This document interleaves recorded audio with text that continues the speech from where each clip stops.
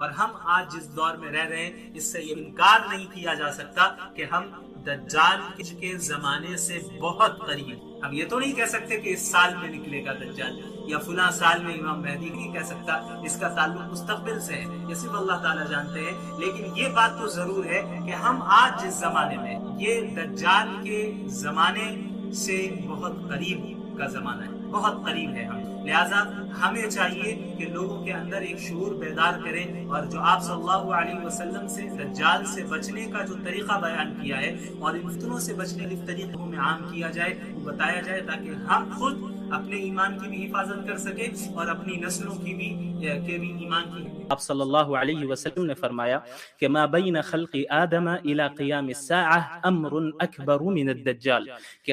حضرت آدم علیہ السلام کی تخلیق سے لے کر قیامت قائم ہونے تک جو سب سے بڑا فتنہ ہوگا، سب سے بڑی آزمائش ہوگی، جہاں اچھے اچھے لوگ پھسل جائیں گے، وہ دجال کا معاملہ ہے. اب آپ دیکھیں میں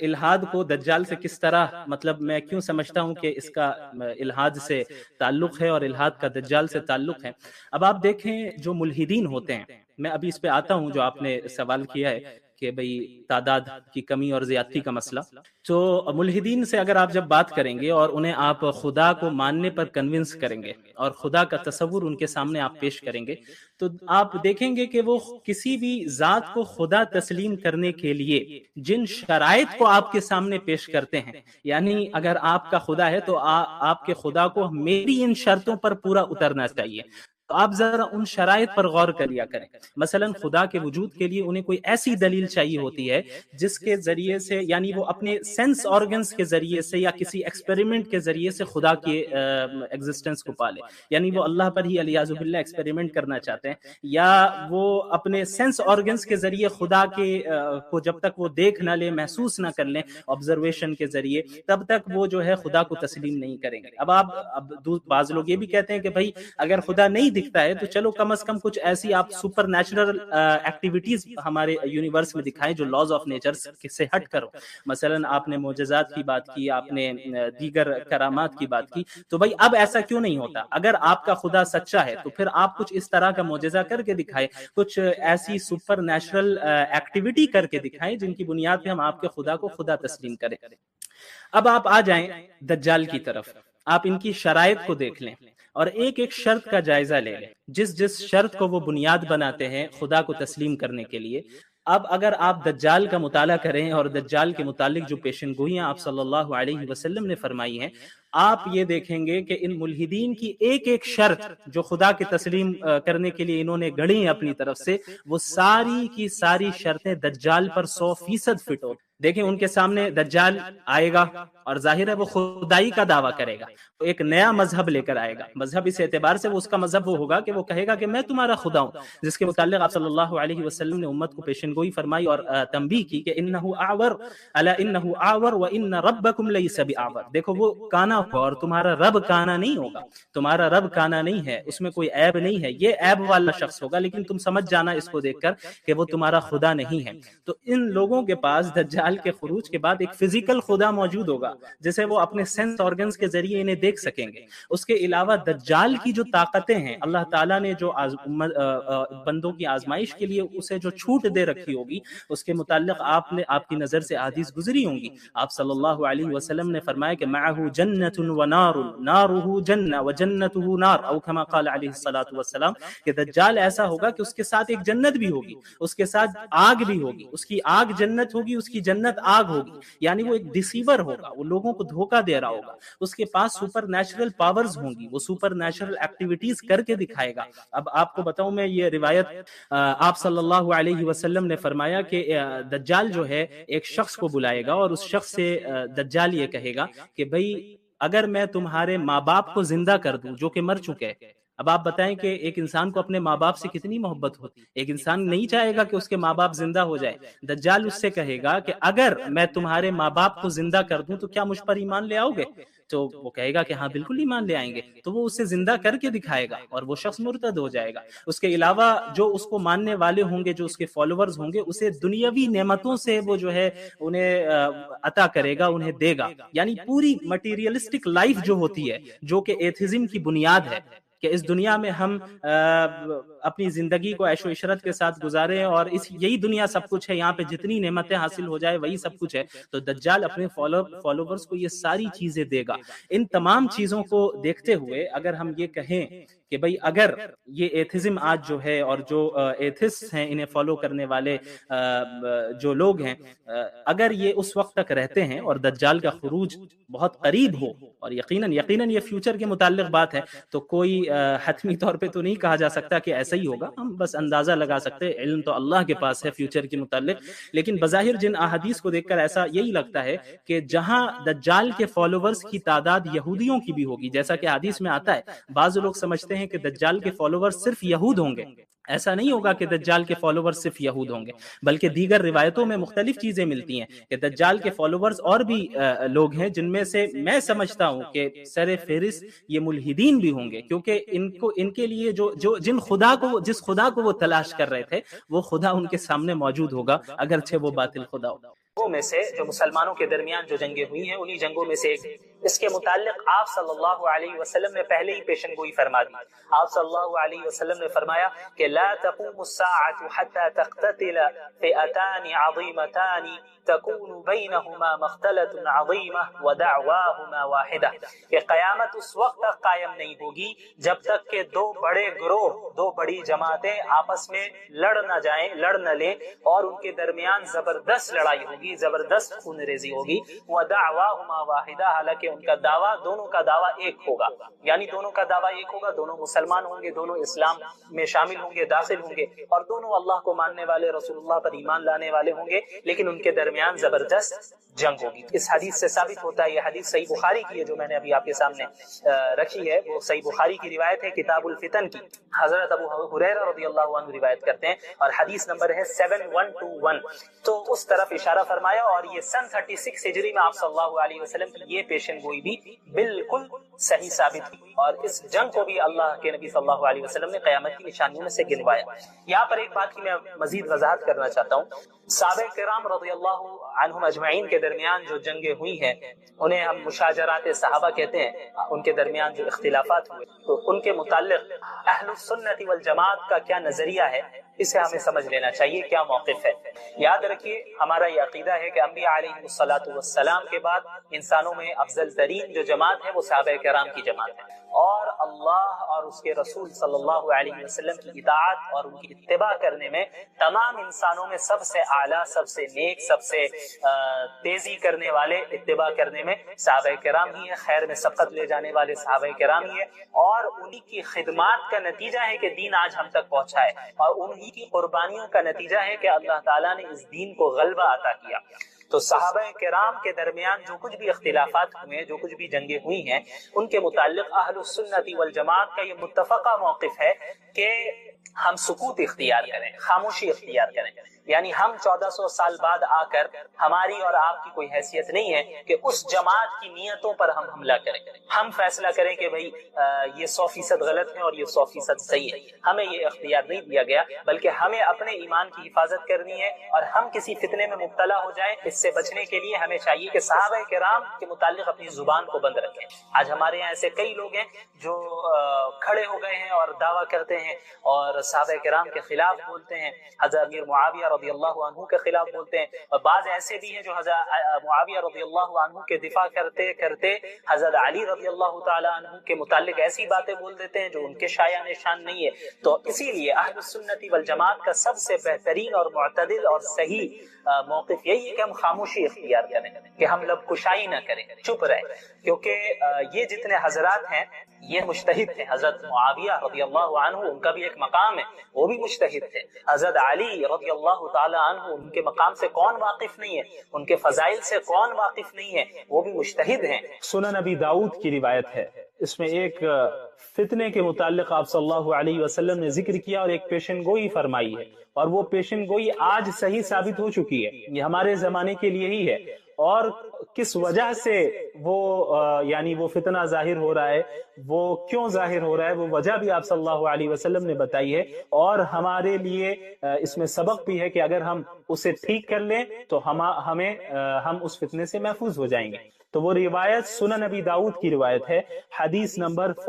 4297 है। हजरत सौबान रदी अल्लाह अन्हु फरमाते हैं कि क़ाल रसूलुल्लाह सल्लल्लाहु अलैहि वसल्लम यूशिकुल उमम अन तदाअ अलैकुम कमा तदाअ अल अकलतु इला क़स्अतिहा फ़क़ाल क़ाइल व मिन क़िल्लतिन नहनु यौमइज़िन। आप सल्लल्लाहु अलैहि वसल्लम ने फरमाया कि वो जमाना करीब है कि तमाम कौमें, तमाम उम्मतें यानी इस्लाम दुश्मन उम्मतें सब एक दूसरे को इस तरह तुम पर टूट पड़ने के लिए दावत दें जिस तरह खाने वाले एक बर्तन की तरफ तमाम लोगों को दावत देते हैं। यानी एक बर्तन है, एक प्लेट है, उसमें खाना है, तो उसे खाना खाने के लिए लोग एक दूसरे को दावत देते हैं कि आप भी आइए, आप भी आइए, और चारों तरफ से लोग बैठ जाते हैं और उस प्लेट पर, उस खाने पर चारों तरफ से हमला किया जाता है। तो वो जमाना करीब है कि जिस तरह लोग एक दूसरे को खाने की लगन की तरफ या बर्तन की तरफ दावत देते हैं और चारों तरफ से बैठकर हमला करते हैं उस खाने पर और खाते हैं, वो जमाना करीब है कि लोग इसी तरह और तमाम उम्मतें इस उम्मत को मिटाने के लिए, इस उम्मत को खत्म करने के लिए, इस उम्मत को जलील और रुस्वा करने के लिए, इस उम्मत को मगलूब करने के लिए एक दूसरे को ये कौमें और ये उम्मतें दावत देंगी कि आए और सब मिलकर हम इस्लाम पर हमला करें और मुसलमानों पर हमला करें। ये जमाना करीब है। तो सहाबा किराम में से किसी ने अर्ज किया कि वमिन क़िल्लतिन नहनु यौमइज़िन, क्या उस दिन हमारी तादाद इतनी कम होगी, इस वजह से ऐसा होगा? तो आप सल्लल्लाहु अलैहि वसल्लम ने फरमाया कि क़ाल बल अंतुम यौमइज़िन कसीर, नहीं बल्कि तुम उस दिन बहुत ज्यादा होगे, बड़ी तादाद होगी तुम्हारी। इस हदीस पर गौर कीजिए, ये आज ही के जमाने के मुताल्लिक है। आज हमारी तादाद कम है? नहीं, सहाबा किराम के दौर में तो मुसलमानों की तादाद कम थी। आज क्या हमारी तादाद कम है? हरगिज तादाद कम नहीं है। और क्या आज यही हाल नहीं है कि तमाम कौमें और तमाम उम्मतें इस इस्लाम पर और मुसलमानों पर आज टूट पड़ी? पूरी दुनिया आज इस्लाम पर हमला कर रही है, पूरी दुनिया आज मुसलमानों को जलील और रुस्वा करने के पर तुली हुई है। पूरी दुनिया में इस्लाम और मुसलमानों को सिर्फ बदनाम किया जाता है। कभी उन्हें टेररिस्ट कह दिया जाता है, कभी एक्सट्रीमिस्ट कह दिया जाता है, कभी कह दिया जाता है कि ये बैकवर्ड है, कभी कुछ कह दिया जाता है, कभी कुछ कह दिया जाता है, कभी दाढ़ी पर एतराज होता है, कभी हिजाब पर एतराज होता है, कभी तलाक के मसले पर एतराज होता है, कभी दीगर मसाइल पर एतराज होता है। तो ये आज का दौर है कि जब पूरी दुनिया आज इस्लाम और मुसलमानों के खिलाफ काम कर रही है, और बिल्कुल उसी तरह पूरी दुनिया इस्लाम पर टूट पड़ी है जिस तरह खाने वाले चारों तरफ से बर्तन पर टूट पड़ते हैं। तो साहबे किराम ने अर्ज किया कि किसी ने सवाल किया अल्लाह के नबी सल्लल्लाहु अलैहि वसल्लम से, क्या हमारी तादाद उस दिन इतनी कम होगी, इस वजह से ऐसा होगा? तो आप सल्लल्लाहु अलैहि वसल्लम ने फरमाया कि नहीं, तुम्हारी तादाद बहुत ज्यादा होगी। और आज हमारी तादाद कितनी ज्यादा है? फास्टेस्ट ग्रोइंग रिलीजन अगर कोई है तो वो इस्लाम है। सबसे तेजी से के साथ जो मजहब फैल रहा है पूरी दुनिया में वो इस्लाम है। हमारे यहाँ तादाद की कमी नहीं है। लेकिन आप सल्लल्लाहु अलैहि वसल्लम ने आगे क्या फरमाया, इस पर गौर कीजिए। वलाकिन्नकुम गुसाउन कगुसाइस सैल, लेकिन तुम्हारी तादाद तो बहुत ज्यादा होगी, लेकिन तुम सैलाब के कूड़े करकट की तरह होगे। जब कोई सैलाब आता है तो साथ में कूड़े करकट को भी लेता आता है, तो उस कूड़े करकट की कोई हैसियत और अहमियत नहीं होती। वो बेजान चीज होती है, बेवजन चीज होती है, उससे कोई नफा नहीं पहुंच सकता। तो लिहाजा आप सल्लल्लाहु अलैहि वसल्लम ने फरमाया कि तुम भी उसी तरह हो गए होगे। यानी तुम्हारी हैसियत ना अल्लाह के नजदीक कुछ होगी, ना ही दुनिया वालों के नजदीक तुम्हारी कोई हैसियत होगी।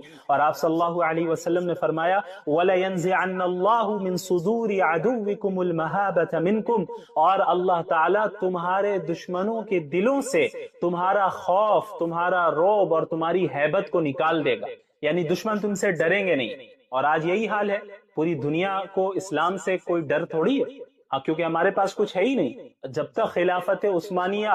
का क़याम था तो फिर भी बहरहाल एक डर था। अगर से वो खिलाफत उस्मानिया खिलाफत राशिदा नहीं थी, वो खिलाफत अगर से मुलूकियत थी, लेकिन इसके बावजूद खिलाफत का एक ढांचा खड़ा था, और उस ढांचे से ही पूरी दुनिया को तकलीफ थी, और उस ढांचे से ही पूरी दुनिया बहरहाल डरती थी। तो साजिश की गई और उसके बाद खिलाफत उस्मानिया को खत्म किया गया। ज्यादा दिन नहीं हुए, अभी 100 साल भी नहीं हुए, تو خلافت عثمانیہ کو ختم کیا گیا، اور خلافت عثمانیہ کے ختم ہونے کے بعد سب سے زیادہ مسلمان پوری دنیا میں ذلیل ہوئے.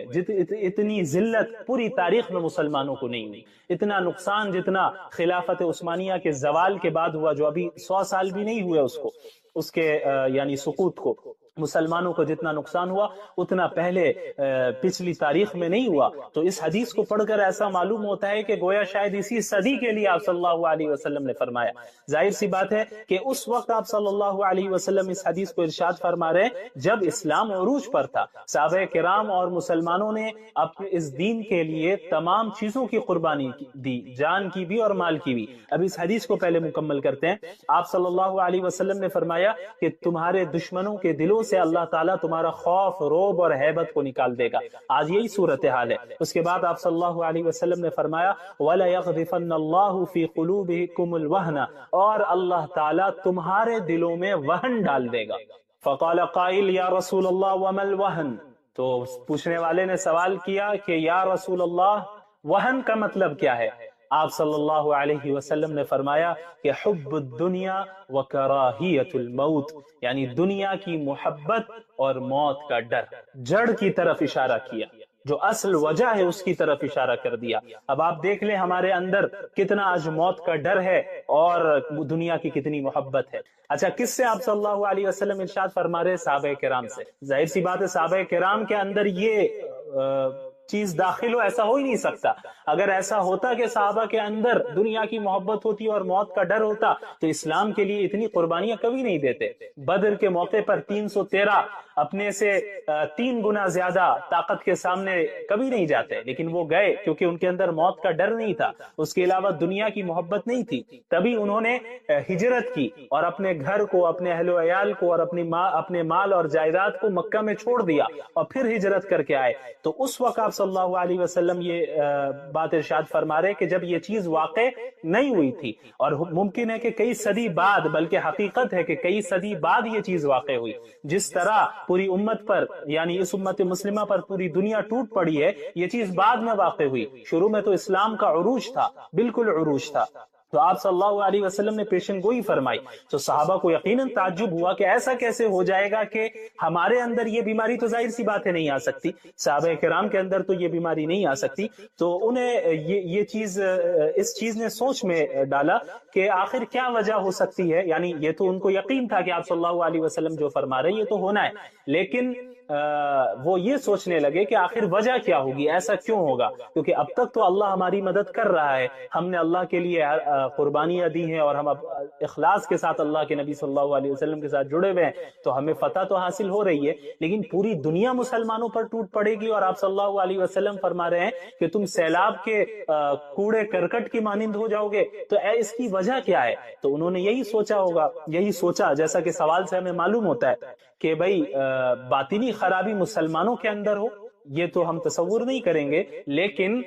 ممکن ہے کہ یہ دنیا دار الاسباب ہے اور اس میں یہاں پہ جس کے پاس زیادہ طاقت ہوتی ہے، زیادہ تعداد ہوتی ہے، تو وہ غالب آ جاتی ہے وہ جماعت عام طور پر عموماً، کیونکہ دار الاسباب ہے. تو ممکن ہے کہ مسلمانوں کی جو یہ صورتحال مستقبل میں ہوگی کہ اسی وجہ سے ہوگی کہ شاید ان کی تعداد کم ہو. اسی لیے آپ صلی اللہ علیہ وسلم سے انہوں نے سوال کیا کہ وَمِن قِلَّةٍ نَحْنُ يَوْمَئِذٍ، کہ ہماری تعداد کم ہونے کی وجہ سے ایسا ہوگا. تو آپ صلی اللہ علیہ وسلم نے فرمایا کہ نہیں، اس کی وجہ ہے وہن، حب الدنیا وکراہیت الموت، کہ دنیا کی محبت اور موت کی کراہت. اور آپ صلی اللہ علیہ وسلم کی یہ پیشن گوئی آج 100% صحیح ثابت ہوئی، اور یہ حدیث آپ صلی اللہ علیہ وسلم کے سچے نبی ہونے کی دلیل ہے کہ آپ نے مستقبل کے متعلق ایسی بات کہی ہے جو آج ہم دیکھ رہے ہیں کہ 100% واقع ہو چکی ہے. اس وقت کے لوگوں نے یہ چیز،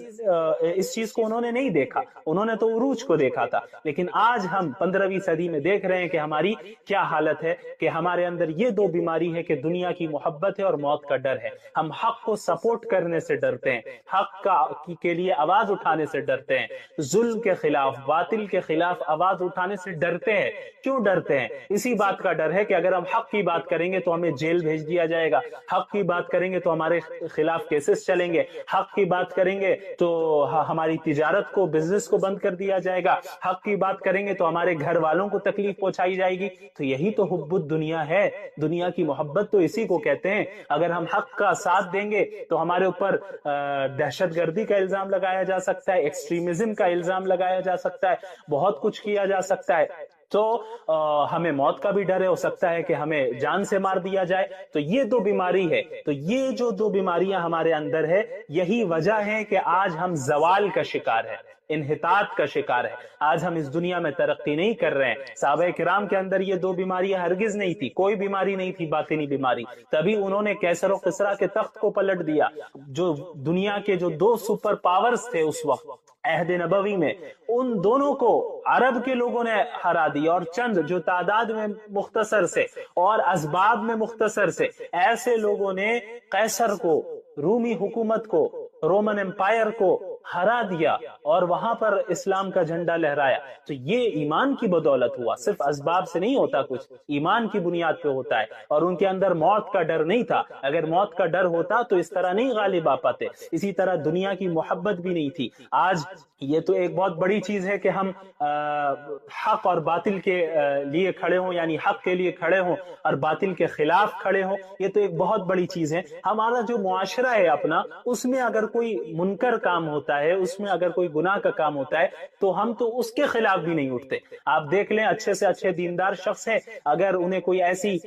شادی کی دعوت دی جائے، ایسی شادی میں بلایا جائے جہاں غیر شرعی رسم و رواج ہے، تو وہ ضرور شریک ہو جاتا ہے، داڑھی ٹوپی رکھ کر شریک ہو جاتا ہے. وہاں اس کی یہ ہمت نہیں ہوتی کہ وہ کہے اپنے رشتہ دار سے کہ میں تمہاری شادی میں شریک نہیں ہوں گا کیونکہ تم شریعت کے خلاف عمل کر رہے ہو، میں تمہارے ساتھ شریک نہیں ہو سکتا. وہاں یہ سوچے گا کہ بھائی رشتہ دار کیا بولیں گے، گھر والے کیا بولیں گے. تو اسے ہی کہتے ہیں دنیا کی محبت، کہ وہ کسی کے سامنے بدنام نہیں ہونا چاہتا، تکلیف نہیں جھیلنا چاہتا. کوئی اس سے روٹھ جائے، اسے یہ برداشت نہیں کرے گا. تو اللہ کو ناراض کر کے اور دنیا کو خوش کر کے تمہیں کیا حاصل ہے؟ دنیا کو اگر پوری دنیا ناراض ہو جائے اور اللہ تم سے خوش ہے تو یہ تمہارے لیے کافی ہے. اس بات کو یاد رکھنا. اس لیے حب الدنیا و کراہیت الموت، دنیا کی محبت اور موت کا ڈر اپنے دلوں سے جب ہم نے ختم کر دیا. تو اس حدیث میں نے آپ کو پچھلے ایپیسوڈ میں یہ بتایا تھا کہ آپ صلی اللہ علیہ وسلم کی جو یہ پریڈکشنز ہے، پیشن گوئیاں ہیں، وہ محض پیشن گوئیاں نہیں ہیں. صرف خبر نہیں دی ہے آپ صلی اللہ علیہ وسلم نے،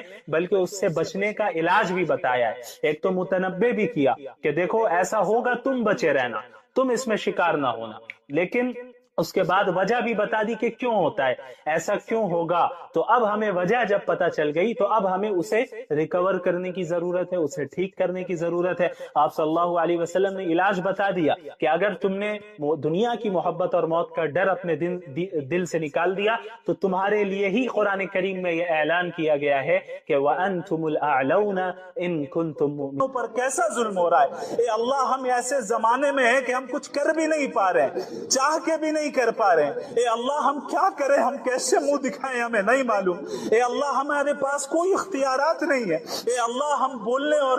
دعا کرنے کے علاوہ کچھ کر نہیں پا رہے ہیں. اے اللہ، ہم اپنے بچوں کو تڑپتے ہوئے، بلکتے ہوئے ویڈیوز میں دیکھ رہے ہیں. اے اللہ، اپنی عورتوں کو ہم دیکھ رہے ہیں کہ کیسے ان کی عزتیں لوٹی جا رہی ہیں. اے اللہ، ہمارے نوجوانوں کو کس طرح شہید کیا جا رہا ہے. اے اللہ، تیرے علاوہ اس وقت ان کی حفاظت کرنے والا کوئی نہیں. اے اللہ، ہم تمام اسلامی حکام کی شکایت آپ سے کرتے ہیں. اے اللہ، ہر اس حاکم کی پکڑ فرما،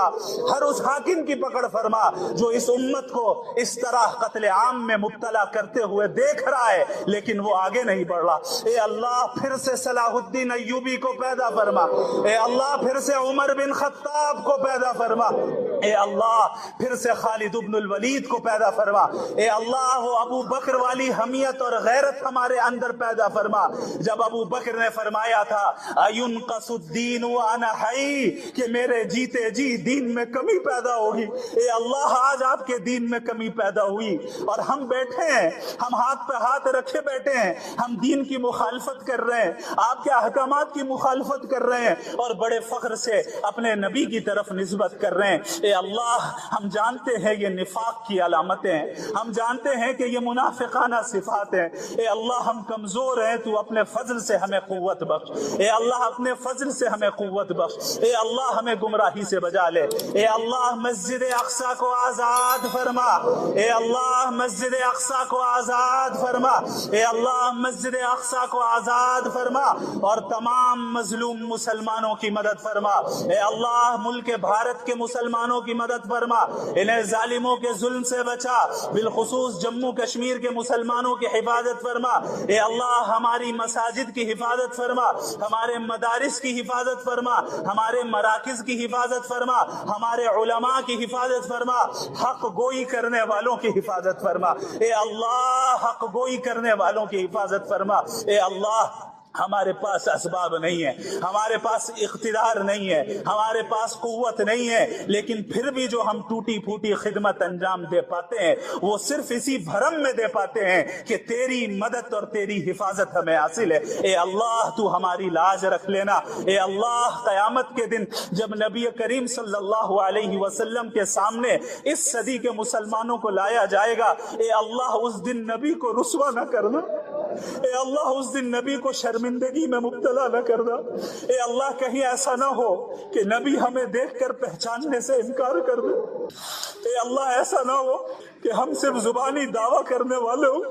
اے اللہ ایسا نہ ہو کہ ہم نبی کا انکار کرنے والے ہو، نبی کی مخالفت کرنے والے ہو، اے اللہ ہم مجرم آج آپ کے دربار میں اپنے جرم کا اعتراف کرتے ہیں، اے اللہ تو نے تو فرمایا ہے کہ لو بلغت ذنوبک عنان السماء، کہ اگرچہ تیرے گناہ آسمانوں تک پہنچ جائے لیکن تو سچے دل سے ہماری طرف رجوع کر لے اور توبہ و استغفار کرے، میں تمام گناہوں کو بخشنے والا ہوں اور مجھے اور کیا آج یہی حال نہیں ہے کہ تمام قومیں اور تمام امتیں اس اسلام پر اور مسلمانوں پر آج ٹوٹ پڑی؟ پوری دنیا آج اسلام پر حملہ کر رہی ہے، پوری دنیا آج مسلمانوں کو ذلیل اور رسوا کرنے کے پر تلی ہوئی ہے، پوری دنیا میں اسلام اور مسلمانوں کو صرف بدنام کیا جاتا ہے، کبھی انہیں ٹیررسٹ کہہ دیا جاتا ہے، کبھی ایکسٹریمسٹ کہہ دیا جاتا ہے، کبھی کہہ دیا جاتا ہے کہ یہ بیکورڈ ہے، کبھی کچھ کہہ دیا جاتا ہے، کبھی کچھ کہہ دیا جاتا ہے، کبھی داڑھی پر اعتراض ہوتا ہے، کبھی حجاب پر اعتراض ہوتا ہے، کبھی طلاق کے مسئلے پر اعتراض ہوتا ہے، کبھی دیگر مسائل پر اعتراض ہوتا ہے۔ تو یہ آج کا دور ہے کہ جب پوری دنیا آج اسلام اور مسلمانوں کے خلاف کام کر رہی ہے،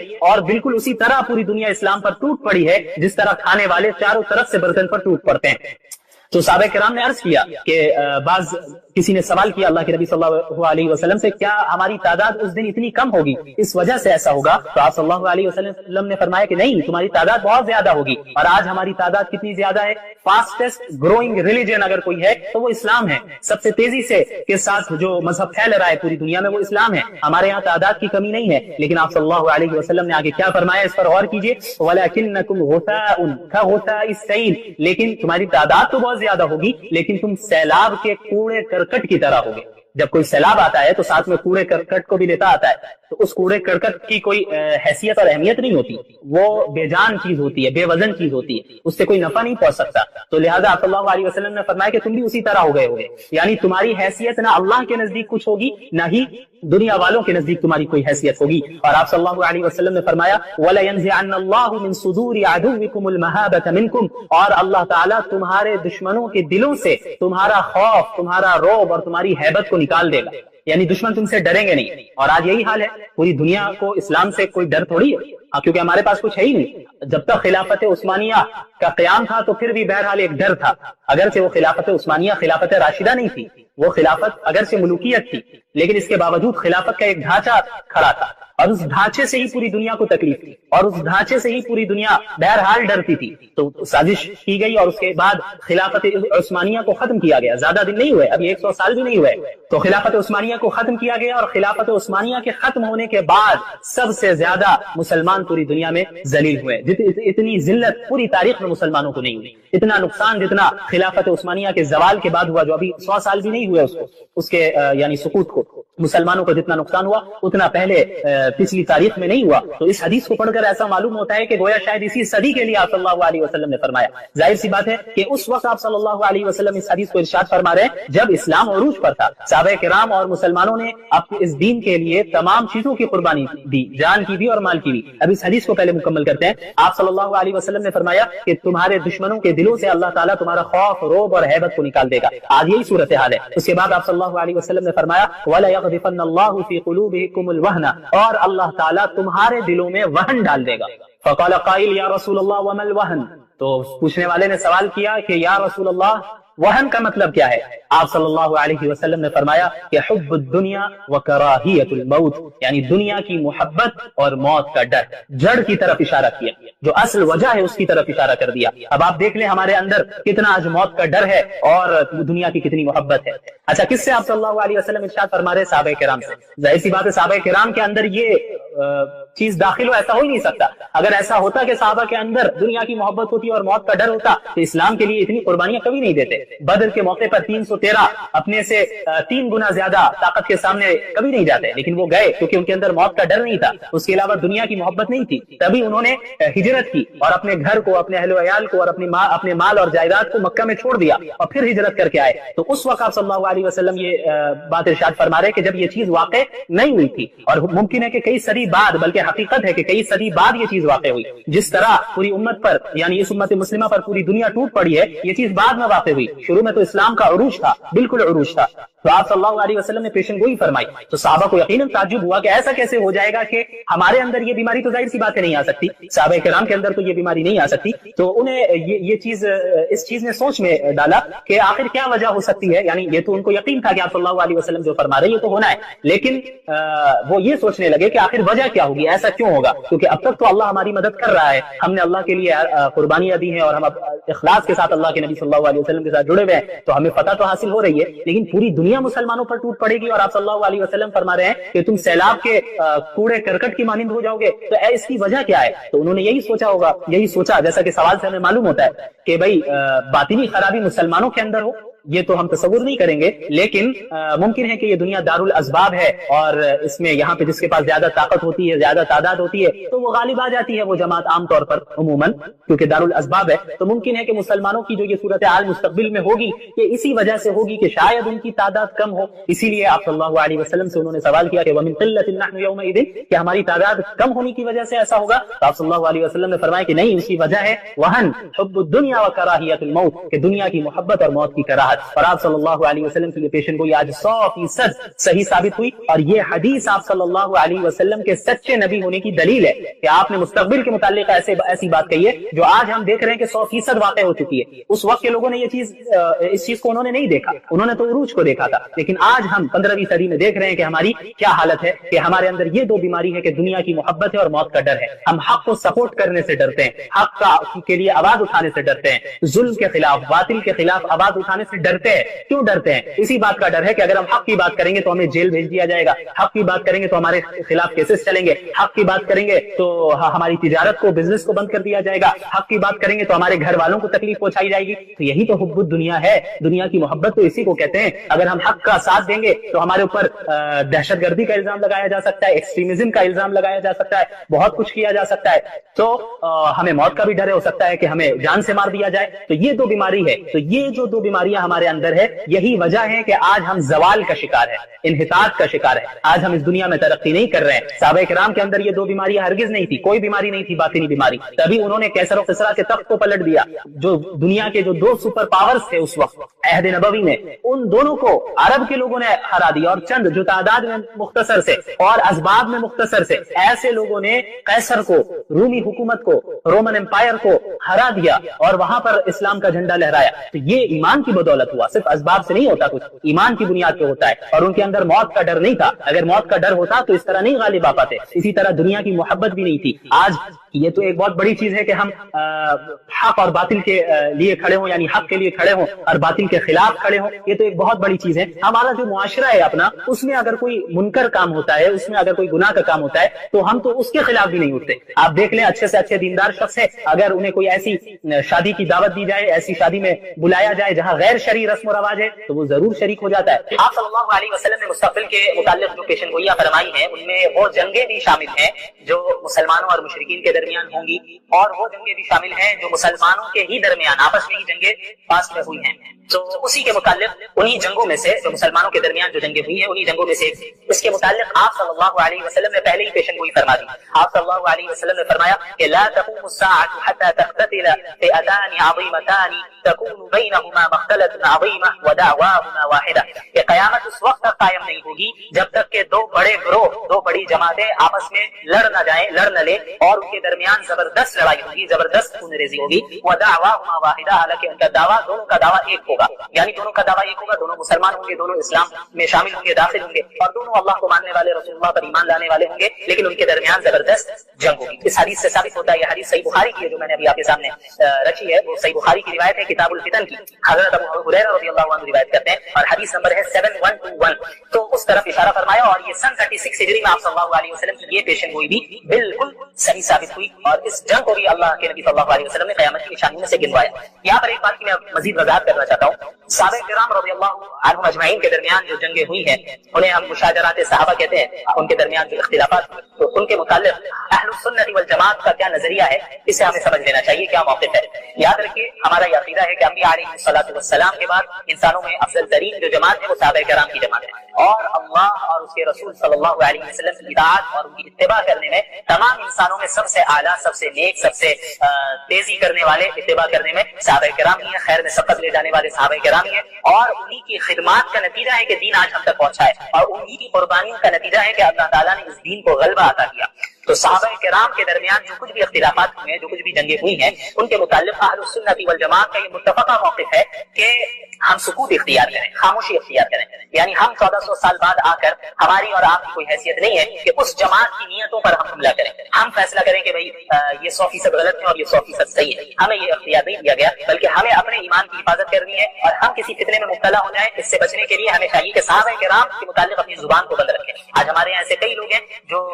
کھڑے ہو گئے ہیں اور دعویٰ کرتے ہیں اور صحابہ کرام کے خلاف بولتے ہیں، حضرت امیر معاویہ رضی اللہ عنہ کے خلاف بولتے ہیں، اور بعض ایسے بھی ہیں جو حضرت معاویہ رضی اللہ عنہ کے دفاع کرتے کرتے حضرت علی رضی اللہ تعالیٰ عنہ کے متعلق ایسی باتیں بول دیتے ہیں جو ان کے شایع نشان نہیں ہے۔ تو اسی لیے اہل سنت والجماعت کا سب سے بہترین اور معتدل اور صحیح موقف یہی ہے کہ ہم خاموشی اختیار کریں، کہ ہم لب کشائی نہ کریں، چپ رہیں، کیونکہ یہ جتنے حضرات ہیں یہ مجتہد ہیں۔ حضرت معاویہ رضی اللہ عنہ ان کا بھی ایک مقام ہے، وہ بھی مجتہد ہے۔ حضرت علی رضی اللہ تعالیٰ عنہ ان کے مقام سے کون واقف نہیں ہے، ان کے فضائل سے کون واقف نہیں ہے، وہ بھی مجتہد ہیں۔ اور آپ صلی اللہ علیہ وسلم نے فرمایا ہے، یہ صحیح بخاری کی روایت ہے، کتاب الاعتصام بالکتاب والسنہ میں حدیث نمبر ہے 7352، کہ آپ صلی اللہ علیہ وسلم نے فرمایا کہ اذا حکم الحاکم فاجتہد ثم اصاب فله اجران واذا حکم فاجتہد ثم اخطأ فله اجر، کہ جب ایک حاکم اجتہاد کرے اور کوئی فیصلہ کرے اور اس کا فیصلہ صحیح بھی ہو، درست بھی ہو، تو اس کے لیے 2 اجر، 2 ثواب، اور جب وہ اجتہاد کرے اور فیصلہ کرے، اجتہاد کر کے کوئی فیصلہ کرے لیکن اس کا فیصلہ غلط ہو جائے، تب بھی اس کو 1 اجر ملنا ہے، کیونکہ اس نے اجتہاد کیا، اس کی نیت یہ نہیں تھی کہ وہ کچھ غلط کرے، خراب کرے، بلکہ اس نے جو اجتہاد کیا وہ اپنے اجتہاد میں اپنے اعتبار سے صحیح تھا، لیکن اگر حقیقت میں اس سے کچھ غلطی ہو گئی تو وہ اجتہادی غلطی ہوگی، یہ نہیں کہ نیتوں پہ ہم حملہ کرنے لگ جائے۔ تو یہ صحابہ کرام میں جو 2 گروہ بن گئے اور آپس میں جو جنگ ہوئی، لڑائی ہوئی، اگر ان 2 جماعتوں میں سے، ان 2 گروہ میں سے کسی ایک گروہ سے اگر کوئی خطا ہوئی ہے تو وہ اجتہادی خطا ہے، اس پر بھی انہیں 1 ثواب ملے گا۔ تو ہم اور آپ 1400 سال بعد اٹھ کر، میری اور آپ کی تو یہ حیثیت نہیں ہے کہ اس جماعت کے متعلق ہم ان پر اعتراض کریں، ان کی نیتوں پہ حملہ کریں۔ ایسے بھی لوگ ہیں جو علیہ باللہ کھڑے ہو کر بعض صحابہ کرام کو منافق کہہ رہے ہیں، یہ بات کیسے صحیح ہو سکتی ہے جبکہ اللہ کے نبی صلی اللہ علیہ وسلم نے حضرت حسن رضی اللہ تعالیٰ عنہ کے متعلق فرمایا، صحیح بخاری کی روایت ہے، کتاب الصلح 2704 حدیث نمبر ہے، کہ ان ابنی ھذا سید ولعل اللہ ان یصلح بین فئتین عظیمتین من المسلمین، کہ یہ میرا بیٹا حسن یہ سید ہے، سردار ہے، اور اللہ تعالیٰ سے امید ہے کہ میرے اس بیٹے کے ذریعے اللہ تعالیٰ مسلمانوں کے دو بڑے گروہ کے درمیان صلح کروائے گا۔ اور پھر ایسا ہی ہوا، جب آپ تاریخ کا مطالعہ کریں گے تو آپ کو معلوم ہوگا کہ حضرت حسن اور حضرت علی رضی اللہ عنہ کے انتقال کی شہادت کے بعد حضرت حسن کے ہاتھوں پر مسلمانوں نے بیعت کی، اور وہ دو گروہ اسی طرح قائم رہے۔ حضرت معاویہ رضی اللہ عنہ کا جو گروہ ہے وہ اسی طرح قائم رہا۔ یہاں حضرت علی کی شہادت کی تو اس کے بعد خلیفہ مقرر کیے گئے حضرت حسن، لیکن حضرت حسن رضی اللہ تعالیٰ عنہ نے حضرت معاویہ سے صلح کر لی اور حضرت معاویہ کے ہاتھوں پر رضی اللہ عنہ کے ہاتھوں پر بیعت کر لی، اور اس طرح جو دو گروہ بن گئے تھے مسلمانوں میں وہ ایک ہو گئے اور متحد ہو گئے، جس کی پیشن گوئی آپ صلی اللہ علیہ وسلم نے بہت پہلے کر دی تھی کہ اس بیٹے کے ذریعے، میرے اس بیٹے کے ذریعے اللہ تعالیٰ مسلمانوں کے من المسلمین، اس پر غور کیجیے، مسلمانوں کے دو بڑے گروہوں کے درمیان صلح کروا دے گا۔ تو اللہ کے نبی صلی اللہ علیہ وسلم دونوں گروہ کو مسلمان کہہ رہے ہیں، دونوں کو مسلمانوں میں شامل کر رہے ہیں۔ تو جن کے متعلق اللہ کے نبی صلی اللہ علیہ وسلم نے گواہی دے دی کہ وہ مسلمان ہیں، تو ہم 1400 سال بعد اٹھ کر ہم یہ کہیں علیاذ باللہ کہ نہیں ایک گروہ منافق ہے، تو یہ بدبختی کی علامت، ہمیں اس سے دور رہنا چاہیے۔ اور خصوصاً عوام کو تو میں یہی کہنا چاہوں گا جو عام مسلمان ہیں، انہیں چاہیے کہ ان موضوعات سے، ان ٹاپک سے دور رہے، ان چیزوں میں لگے جن سے آپ کا عملی فائدہ ہو، آپ کی زندگی میں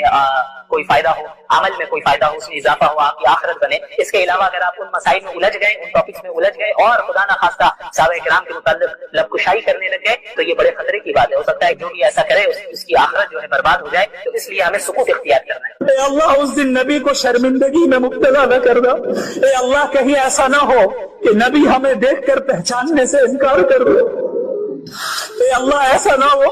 کہ ہم صرف زبانی دعویٰ کرنے والے ہوں، اے اللہ ایسا نہ ہو کہ ہم نبی کا انکار کرنے والے ہو، نبی کی مخالفت کرنے والے ہو۔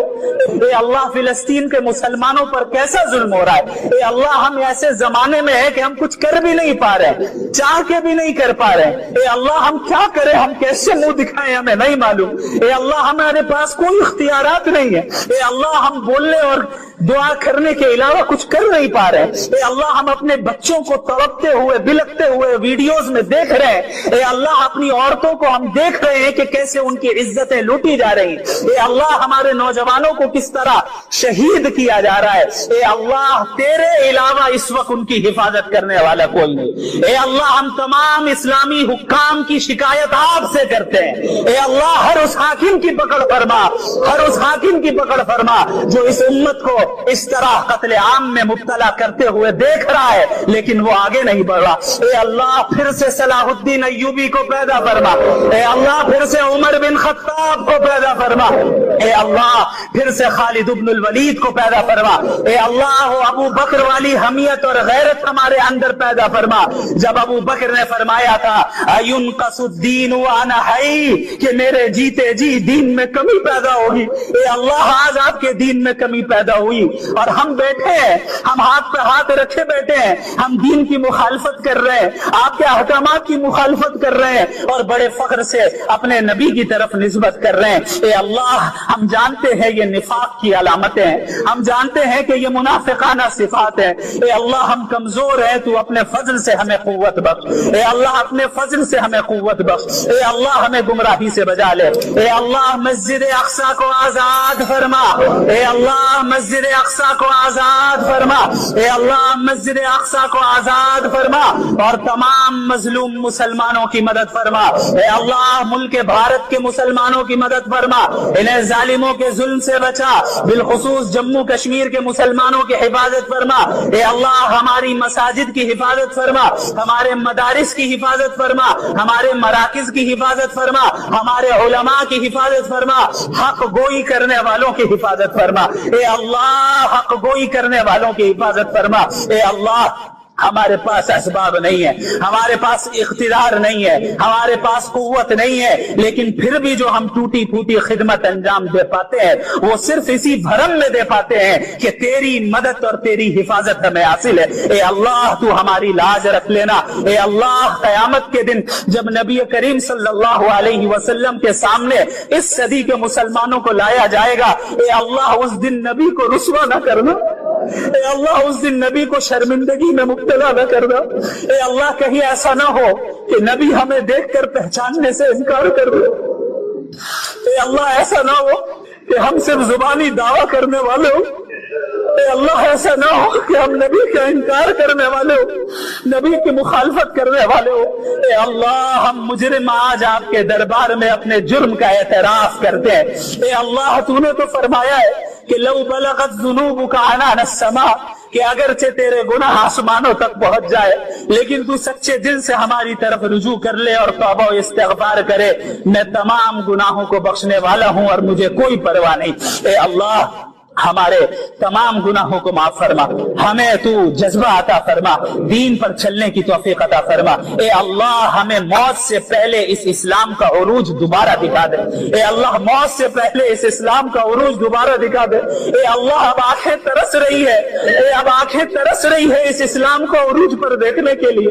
علماء اسلام کی تو حفاظت فرما جو اس دین کی خدمات کو انجام دے رہے ہیں اور اس دین کی ترقی اور عروج پر اس دین کو لے جانے کی کوششیں کر رہے ہیں۔ اے اللہ ہمارے بچوں کی نسلوں کی حفاظت فرما، ہمارے بچوں کو ایمان سے محروم نہ کر، ہمارے بچوں اور ہماری نسلوں میں ایمان اور ہدایت عام فرما دے، ہم سب کو ہدایت اور ایمان کو پھیلانے کا ذریعہ اور سبب بنا دے۔ اے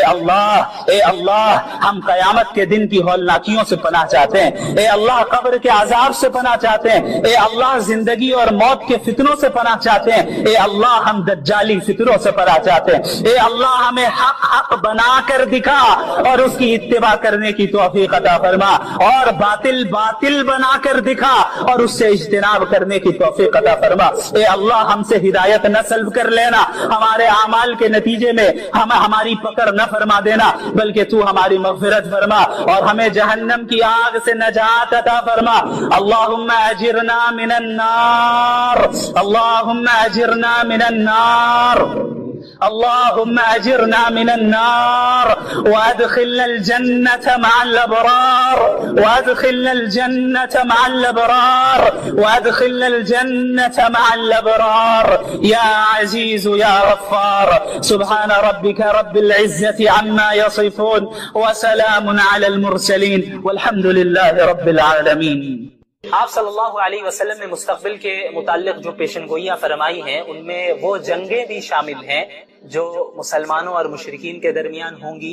اور وہ جنگیں بھی شامل ہیں جو مسلمانوں کے ہی درمیان آپس میں ہی جنگیں پاسٹ میں ہوئی ہیں۔ تو اسی کے متعلق انہی جنگوں میں سے جو مسلمانوں کے درمیان جو جنگیں ہوئی ہیں انہی جنگوں میں سے ایک، اس کے متعلق آپ صلی اللہ علیہ وسلم نے پہلے ہی پیشن گوئی فرما دی۔ آپ صلی اللہ علیہ وسلم نے فرمایا کہ لا تقوم الساعة حتى تقتتل فئتان عظیمتان تكون بينهما مختلة عظیمة ودعواهما واحدة، کہ قیامت اس وقت تک قائم نہیں ہوگی جب تک کہ دو بڑے گروہ، دو بڑی جماعتیں آپس میں لڑ نہ لیں اور ان کے درمیان زبردست لڑائی ہوگی، زبردست خون ریزی ہوگی۔ ودعواهما واحدة، حالانکہ ان کا دعویٰ، دونوں کا دعویٰ ایک ہوگا، یعنی دونوں کا دعویٰ ایک ہوگا، دونوں مسلمان ہوں گے، دونوں اسلام میں شامل ہوں گے، داخل ہوں گے، اور دونوں اللہ کو ماننے والے، رسول اللہ پر ایمان لانے والے ہوں گے، لیکن ان کے درمیان زبردست